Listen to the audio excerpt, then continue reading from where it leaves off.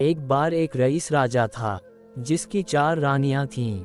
वो अपनी चौथी रानी को सबसे ज्यादा प्यार करता था। उसे महंगे कपड़ों से लादे रहता और बेहतरीन खाना खिलाता था। वो उसे केवल सबसे अच्छा देता था। वो अपनी तीसरी पत्नी से भी बहुत प्यार करता था और उसका आसपास के राज्यों में बखान करता था, मगर उसे डर था कि वो एक दिन उसे किसी और के लिए छोड़ देगी।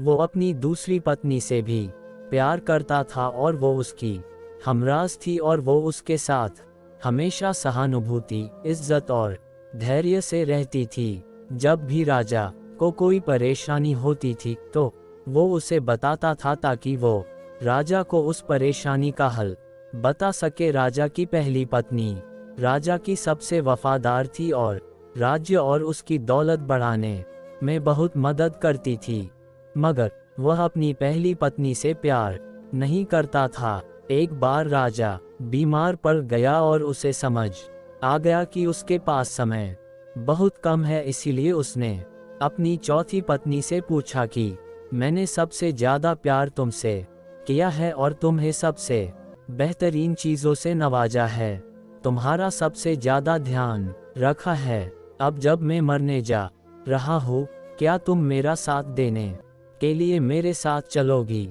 तब उसके चौथी पत्नी ने जवाब दिया कि बिल्कुल नहीं। उसकी बात राजा के दिल में छुरी जैसी चुभी। अब दुखी राजा ने अपने तीसरे पत्नी से पूछा कि मैंने सारी जिंदगी तुमसे प्यार किया, अब मैं जा रहा हूँ, क्या तुम मेरे साथ चलोगी? नहीं, ऐसा तीसरी पत्नी ने जवाब दिया, जिंदगी बहुत अच्छी है और जब तुम मरोगे तो मैं दोबारा से शादी करूंगी। अब राजा का दिल बैठ गया था और वो अब ठंडा पड़ गया था। फिर उसने अपनी दूसरी पत्नी से पूछा, मैंने हमेशा ज़रूरत के वक्त तुमसे मदद मांगी और तुमने भी हमेशा मेरा साथ भी दिया, लेकिन अब जब मैं मरूंगा क्या तुम मेरा साथ देने मेरे साथ आओगी? माफ करना, इस बार मैं तुम्हारी मदद नहीं कर सकती। दूसरी पत्नी ने जवाब दिया, ज्यादा से ज्यादा मैं तुम्हें तुम्हारी कब्र तक छोड़ सकती हूँ। उसका जवाब बिजली की तरह राजा को लगा और वो बेहद दुखी हो गया। तभी एक आवाज आई, मैं आपके साथ चलूंगी और जहाँ आप जाएंगे वहाँ आपके साथ चलूंगी। राजा ने अपनी नजर घुमाई तो उसकी पहली पत्नी खड़ी थी। वो बेहद कमजोर थी क्योंकि वो खाती नहीं थी। डेक से भरकर राजा ने कहा कि जब मेरे पास मौका था तब मुझे तुम्हारा बेहतर ध्यान रखना चाहिए था। दोस्तों, इस कहानी से हमें ये सीखने को मिलता है, हमारी चौथी पत्नी हमारा शरीर है। हम चाहे इसे सजाने धजाने में कितना भी दिल लगाएं, मृत्यु के समय ये हमें छोड़ जाएगा।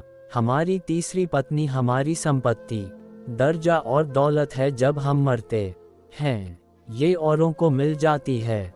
हमारी दूसरी पत्नी हमारा परिवार और समीगण है, चाहे वो कितना ही हमारे साथ क्यों न हो। ज्यादा से ज्यादा वो हमारे साथ शमशान तक ही आ जाएंगे, पर उससे आगे नहीं। हमारी पहली पत्नी हमारी आत्मा है जो अक्सर दौलत, ताकत और अहंकार के सले बेध्यान हो जाती है, मगर हमारी आत्मा ही एक ऐसी है जो जहां हम जाएंगे वहां तक जाएगी।